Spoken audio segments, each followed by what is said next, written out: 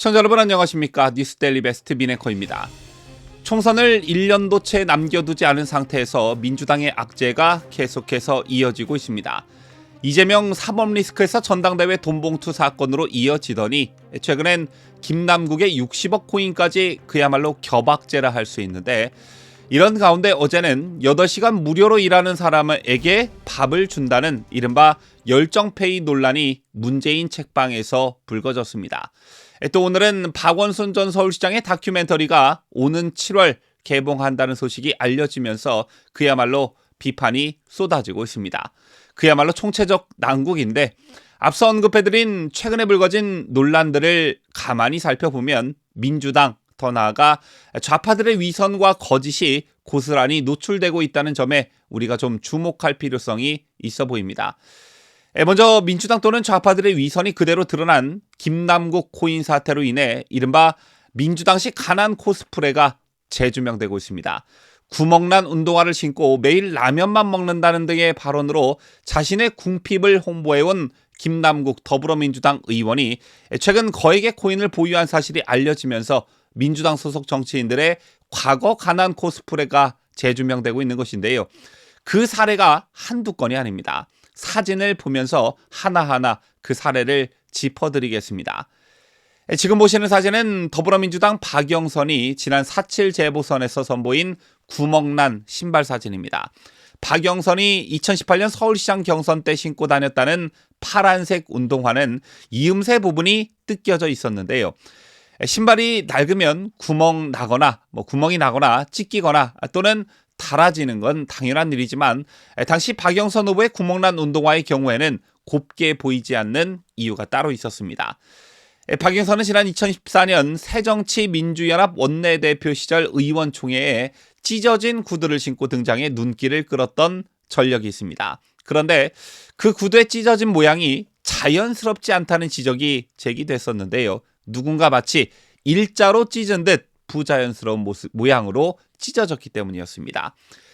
2014년 당시 찢어진 구두를 신고 공개석상에 나온 사람과 2021년 서울시장 후보로 나와 선거운동을 하면서 구멍난 운동화를 신은 사람이 공교롭게도 동일 인물이란 사실 때문에 그 의도를 의심하는 시선이 있을 수밖에 없었던 것이었고, 더군다나 박영선은 57억 원에 달하는 재산을 가진 재력가입니다. 자, 그리고 가난 코스프레 정치의 대가로 불리는 사람이 있는데 그게 바로 박원순 전 서울시장이었죠. 박원순 전 시장을 향한 본격적인 가난 코스프레 비판은 2011년 서울시장 보궐선거 무렵 뒷굽이 망가진 구두에서부터 시작이 됐습니다. 당시 박원순 무소속 서울시장 후보의 홍보 사진을 찍은 사진 작가가 가끔 렌즈가 엉뚱한 방향을 가리킬 때도 있다며 뒷굽이 뜯긴 박원순의 구두를 자신의 트위터에 게재했었고, 이게 곧바로 화제가 된 것인데요. 자, 그런데 보시다시피 박원순 전 시장의 구두는 오랜 시간 신다가 닳아진 게 아니라 일부러 벤치 같은 걸 걸고 잡아 뜯은 것처럼 부자연스러운 모양을 하고 있었습니다.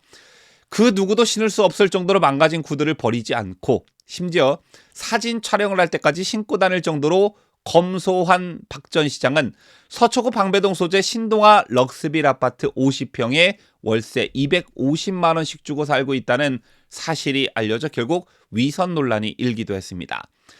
자, 그리고 민주당 초선 장경태 의원 역시 자신을 흑수저로 셀프 홍보해 왔지요. 장경태 의원은 2020년 총선에서 민주당의 인재 육성 제1호 청년으로 출마해 서울 동대문구에서 당선된 인물입니다.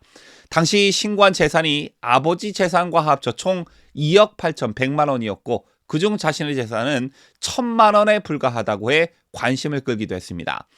특히 KBS는 공식 유튜브를 통해 장 의원의 가난을 홍보해 주기까지 했는데, 장 의원이 직접 출연해 김미디어 MC 등 제작진에게 반지하 주택에서 생활 중인 모습을 소개하고 만담을 나누거나 게임을 진행하는 모습을 담기도 했습니다.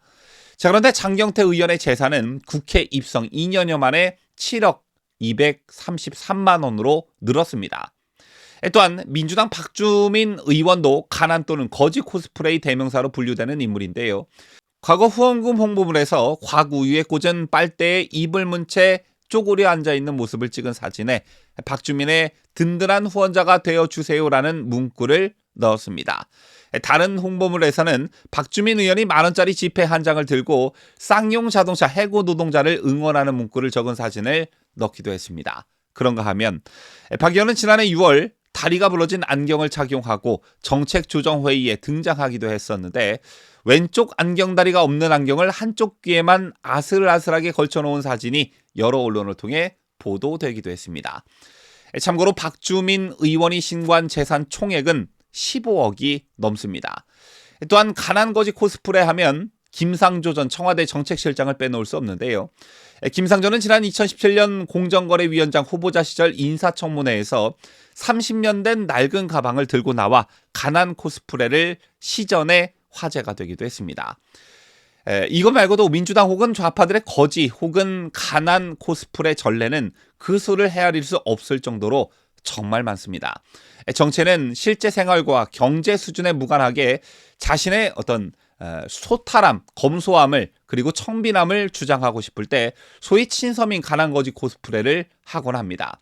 시장에 가서 서민들이 먹는 음식을 먹고 장을 보고 평소에는 거들떠보지도 않는 점퍼 같은 것을 입고 이른바 시장표 운동화를 신고 다닙니다. 따라서 정치인들의 이 같은 행태는 선거 때마다 반복되어 왔기 때문에 이제 우리 국민들은 늘상 하는 쇼라고 여기면서 별 감흥을 못 느끼시지요.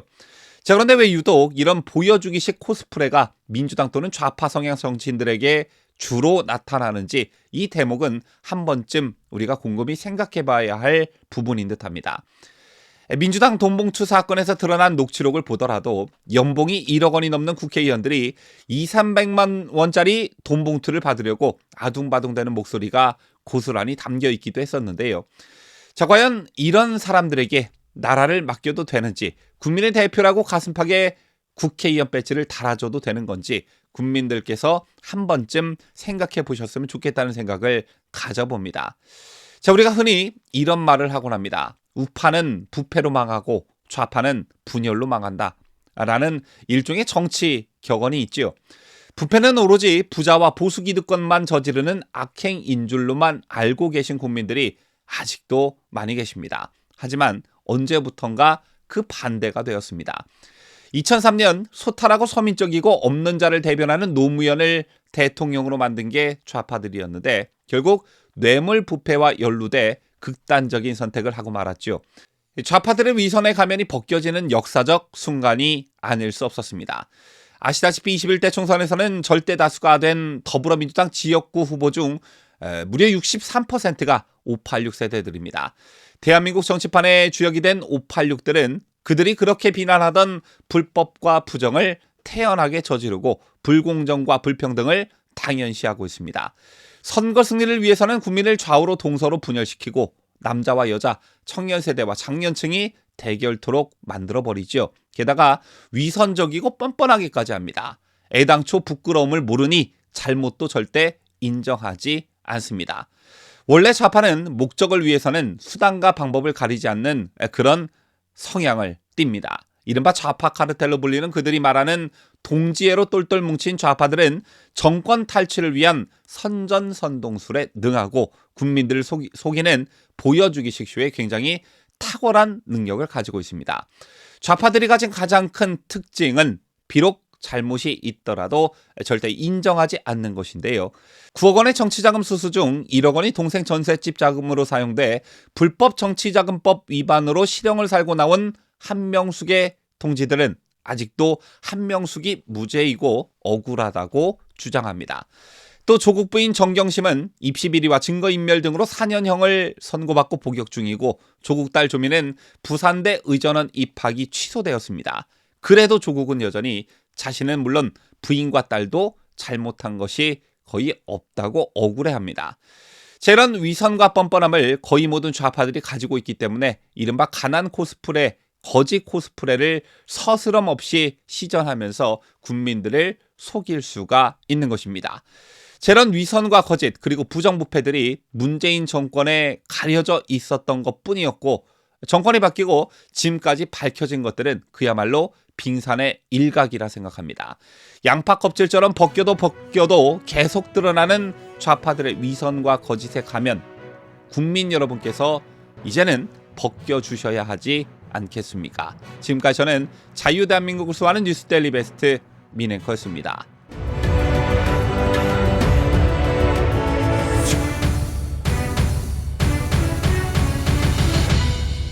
함께해요.